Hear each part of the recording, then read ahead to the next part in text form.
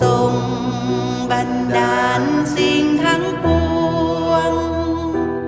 ในพระองค์ปล่อยผู้ที่เสื่อปล่อยให้ผู้ที่เสื่อปล่อยให้เขา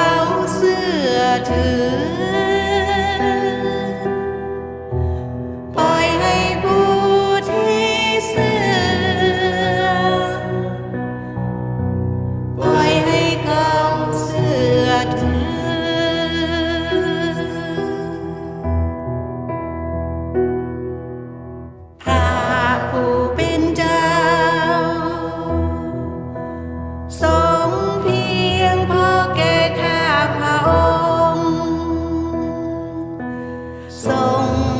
เพียงพอ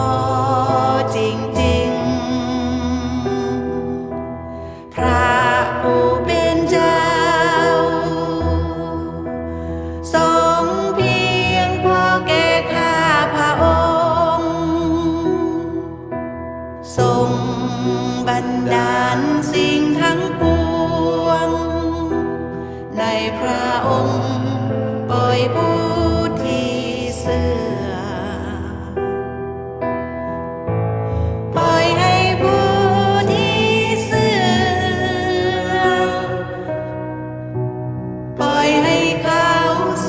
อถือปล่อยให้